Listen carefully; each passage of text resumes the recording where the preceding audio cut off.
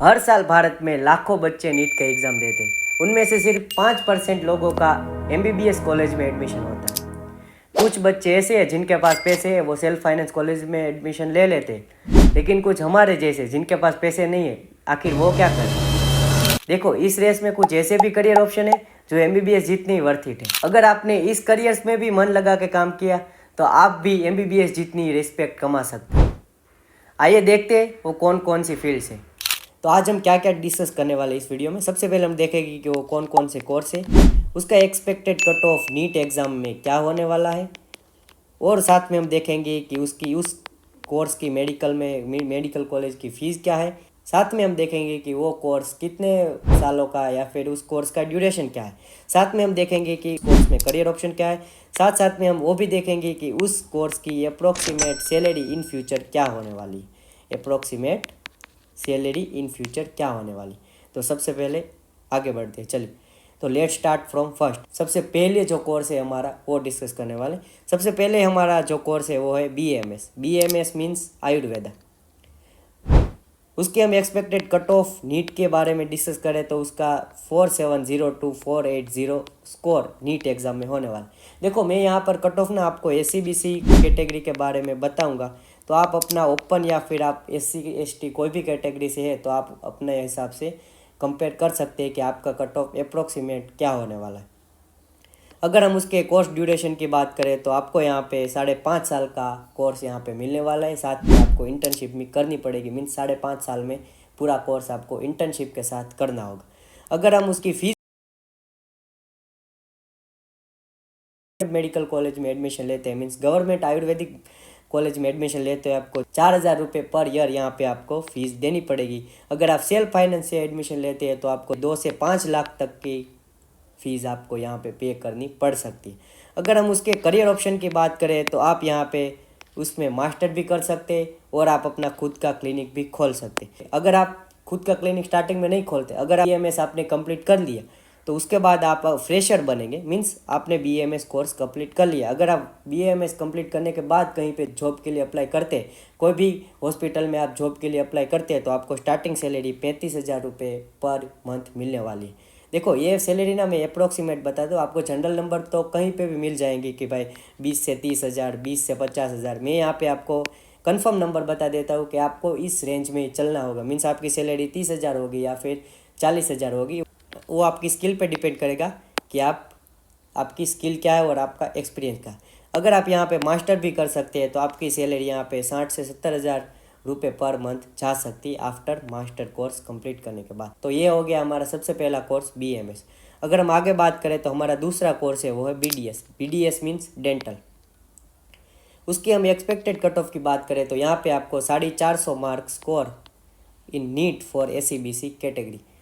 देखो, यहाँ पे एससीबीसी बताए, अगेन आप मीन्स अपने हिसाब से स्कोर देख सकते अपना जो आपको नीट में आने वाला है या फिर आपका नीट में आया है। अगर हम आप आगे देखें तो उस कोर्स आपको पूरे 5 साल उसमें इन्वेस्ट करने पड़ेंगे विथ इंटर्नशिप। आपके 5 साल में साथ इंटर्नशिप के साथ ये आपका कोर्स कंप्लीट हो जाएगा 5 साल में। अगर हम उसके फ़ीस की बात करें तो यहाँ पे आपको, अगर आप गवर्नमेंट मेडिकल कॉलेज में एडमिशन लेते हैं तो आपकी फ़ीस यहाँ पे 20,000 रुपये लेने वाली है पर ईयर। अगर आप सेल्फ फाइनेंस मेडिकल कॉलेज में एडमिशन लेते हैं तो आपकी यहाँ पे फ़ीस 2 से 8 लाख रुपये तक जा सकती। तो ये हमारा हो गया फ़ीस वगैरह। अगर हम आगे देखें तो आपको करियर ऑप्शन में यहाँ पे मिलेगा कि आप मास्टर भी कर सकते हैं, मीन्स बीडीएस के बाद यहाँ पे आप एमडीएस भी कर सकते हैं।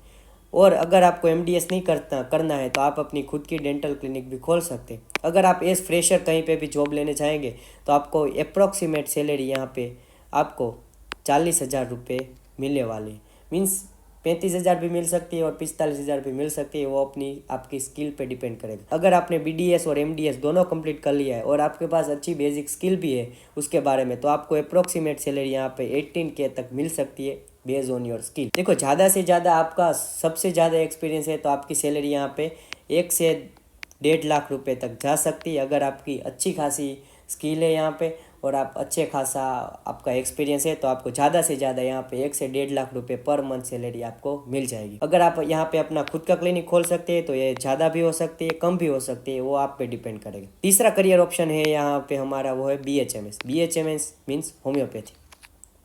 काफ़ी सारे स्टूडेंट आफ्टर नीट अगर उसका एमबीबीएस में एडमिशन नहीं होता और उसके इस हिसाब के नंबर आते हैं, मीन 400 आते हैं या फिर 425 आते हैं नीट में, तो वो BHMS चूज़ कर सकते हैं। मीन्स यहाँ पे आपको ACBC में मैंने कट ऑफ दिया हुआ है, तो आप उस हिसाब से अपना स्कोर कंपेयर कर सकते हैं। अगर हम उसके कोर्स ड्यूरेशन की बात करें तो आपको यहाँ पे 5.5 साल विथ इंटर्नशिप देना पड़ेगा। मीन्स 5.5 साल में आपका पूरा कोर्स यहाँ पे कंप्लीट हो जाएगा। अगर हम आगे बात करें तो यहाँ पे आपको फ़ीस की हम बात करें तो आपको 4,000 रुपये गवर्नमेंट मेडिकल कॉलेज में फ़ीस पे करनी होगी। ये देखो, मैं फ़ीस बता रहा हूँ वो सिर्फ कॉलेज की फ़ीस है। अगर आप मेस का खर्चा हो फिर हॉस्टल का खर्चा हो आप अलग से गिन लेना। ये सिर्फ मैं फ़ीस बता रहा हूँ वो सिर्फ कॉलेज की फ़ीस है। अगर आप सेल्फ फाइनेंस मेडिकल कॉलेज से एडमिशन लेते हैं या फिर सेल्फ फाइनेंस होम्योपैथिक कॉलेज से एडमिशन लेते हैं तो आपको 70,000 से 2 लाख तक का खर्चा यहाँ पे सिर्फ कॉलेज फ़ी में आने वाला है। अगर हम आगे बात करें तो यहाँ पे भी आप क्लिनिक खोल सकते हैं या फिर खुद की प्रैक्टिस कहीं पे भी हॉस्पिटल पे जाके करके आप अपना एक्सपीरियंस और स्किल बढ़ा सकते हैं। अगर हम BHMS डॉक्टर की अप्रोक्सीमेट सैलरी के बारे में डिस्कस करें तो यहाँ पे आपको approximate salary 25,000 as per fresher. अगर आप BHMS कोर्स कंप्लीट कर लेते हैं उसके बाद आप जॉब के लिए अप्लाई करते हैं तो आपको किसी भी हॉस्पिटल के थ्रू आपको 25,000 रुपये पर मंथ सैलरी आपको मिल ही जाएगी। अगर आपका खुद का अच्छा एक्सपीरियंस है या फिर आपकी प्रैक्टिस भी अच्छी है तो आपको ज़्यादा से ज़्यादा 60,000 रुपये पर मंथ मिलेगी।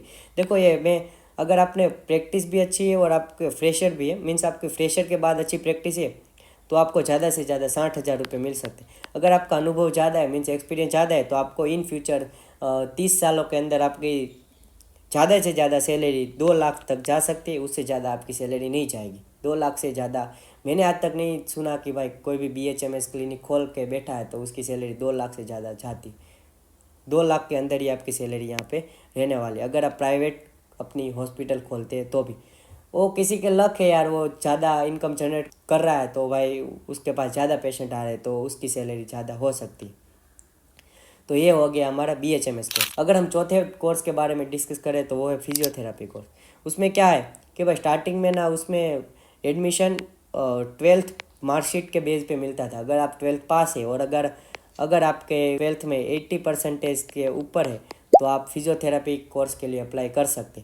लेकिन शायद मैंने अभी ऐसा सुना है कि इसमें भी फिजियोथेरापी में भी भाई नीट से एडमिशन होने लगा है। अगर इसमें भी नीट से एडमिशन होने लगा है तो आपको अप्रोक्सीमेट यहाँ पे 300 मार्क लेके चलना होगा। अगर आपके 300 मार्क आते हैं तो आपको फिजियोथेरापी में आसानी से एडमिशन मिल जाएगा। अगर हम आगे बात करें तो भाई, अगर हम कोर्स ड्यूरेशन की बात करें तो भाई 4 साल आपको पढ़ना है, 6 महीने की आपको यहाँ पे इंटर्नशिप करनी है। मीन्स आपका कोर्स पूरा 4.5 साल का हो जाएगा। अगर हम फीस की बात करें तो अगर आप गवर्नमेंट मेडिकल कॉलेज से एडमिशन लेते हैं तो आपको 15,000 रुपये पर ईयर।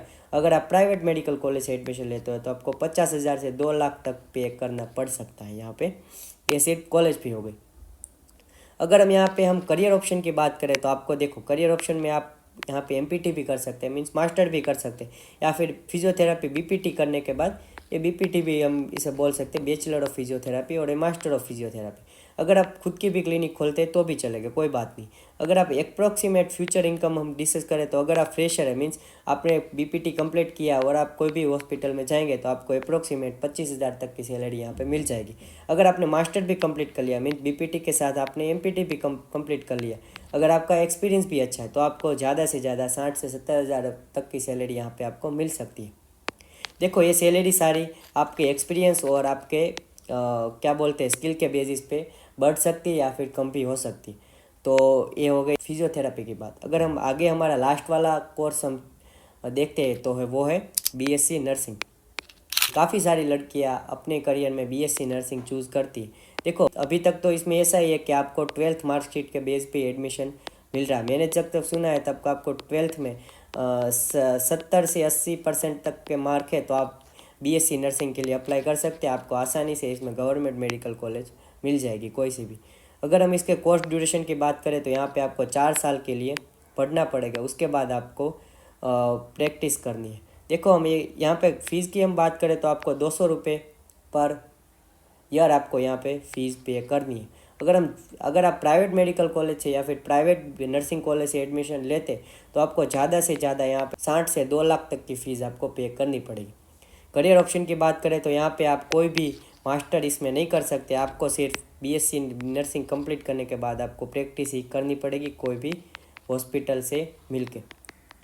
देखो आप इन फ्यूचर आप बीएससी नर्सिंग करते हैं और आपने भाई बीएससी नर्सिंग कंप्लीट कर लिया, तो आपको कोई भी हॉस्पिटल में जाके आप जॉब की डिमांड करते हैं तो आपको यहाँ पे 30,000 रुपये पर मंथ सैलरी मिल सकती है।